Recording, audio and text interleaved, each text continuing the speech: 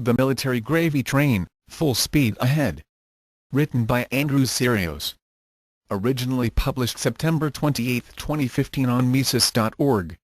There's something very odd about the United States military that makes many of the most budget-hawkish fiscal conservatives turn into starry-eyed, big government welfare pushers. The hypocrisy is breathtaking. At the same time as many conservatives are talking about America's descent into socialism, they are pushing their own brand of military socialism to ever more absurd lengths. At a whopping $581 billion per year, the United States already spends more than the rest of the world combined on its military. However, even that number doesn't represent the entire picture. As Robert Higgs has shown, when everything is included from the Department of Veterans Affairs to the nuclear weapons expenditures in the State Department to the net interest on past debt-financed defense outlays, etc., that sum is actually over $1 trillion. Despite this, every Republican presidential candidate is pushing to increase the military budget. Even Rand Paul proposes adding $76.5 billion to the defense budget, which by itself is more than the military budgets of all but two other countries in the world, China and Saudi Arabia. Fiscal conservatives love to pass around examples of government waste, such as the $615,000 grant that was given the University of California at Santa Cruz to digitize photos, T-shirts, and concert tickets for the Grateful Dead, or the $175,587 spent to determine if cocaine makes Japanese quail engage in sexually risky behavior. Yet, many of the best examples of such mind-numbingly insane expenditures come from the woefully bloated military of the United States. For example, in 2007 the Pentagon spent $998,798 to ship two 19-cent washers, and the Department of Defense spends over $10 million each year to maintain hundreds of golf courses it owns, presumably an effort to keep America safe. But the worst boondoggles may be the F-22 fighter. Or perhaps the F-35? It's hard to decide.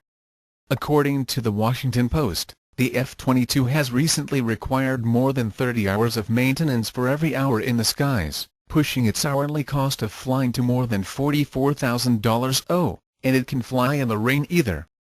On the other hand, the F-35 has brought with it a modest price tag of only $400 billion, 70% over its initial cost estimate.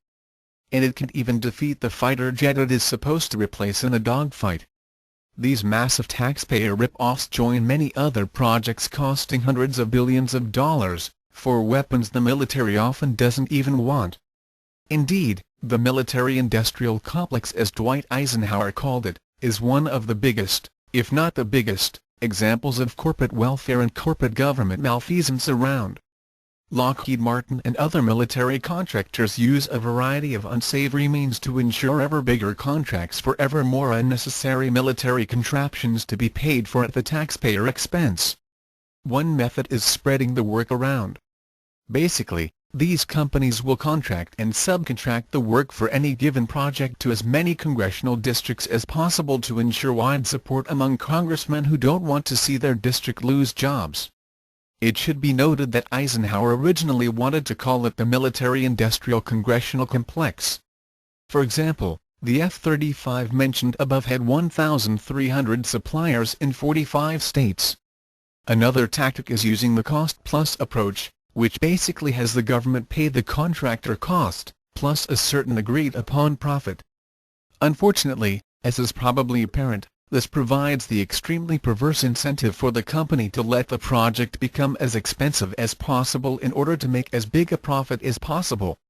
And with examples such as the F-35, it's hard to believe these companies haven't taken advantage of this incentive.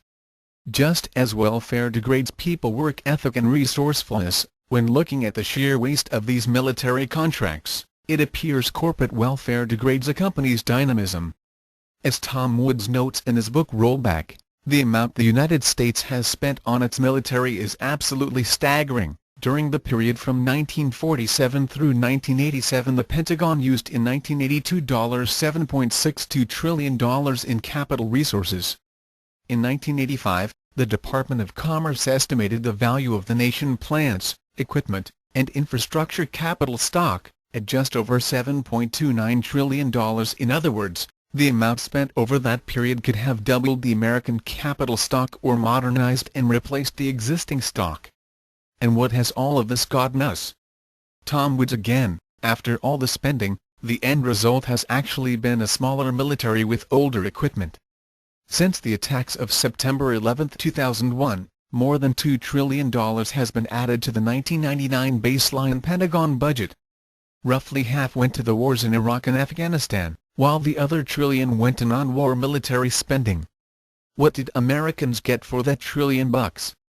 A smaller Navy and Air Force, and a trivial increase in the size of the Army. Add to this that the Pentagon is the only federal department exempt from audit, well, aside from the Federal Reserve if you consider that a department. And this makes perfect sense as its books are in complete disarray. Back in 2001, Donald Rumsfeld admitted that according to some estimates we cannot track $2.3 trillion in transactions. And as Reuters reports, the Pentagon doctored ledgers to conceal epic waste such as when the Army lost track of $5.8 billion of supplies between 2003 and 2011 as it shuffled equipment between reserve and regular units. Is this the kind of small government these fiscal conservatives are looking for? Perhaps it is. As conservative Mark Steyn noted in his book After America, specifically with regard to the bloated welfare systems in Europe and the United States, as well as the demographic decline of the West, faced with a choice between unsustainable entitlements and maintaining armed forces of global reach, the United States, as Europe did, will abandon military capability and toss the savings into the great sucking maw of social spending. That, in turn, will make for not only a more dangerous world but a more vulnerable America that, to modify President Bush, will wind up having to fight them over here because we no longer have the capacity to fight them over there. Perhaps Steyn should have rephrased it as the great sucking maw of military spending would be transferred to the great sucking maw of social spending. And what exactly the Iraq War, for example, did to make the world less dangerous or America less vulnerable is for good reason left unstated. And of course the biggest question is left altogether undiscussed. Why does the United States need either a bloated welfare state or a bloated warfare state? And this boils down to the heart of it. The two parties have little more than two slightly different versions of big government they want to foist on the American people and use to line the pockets of their favored interests. Only slightly, of course, because it's not like the Republicans reduce welfare spending or the Democrats reduce military spending.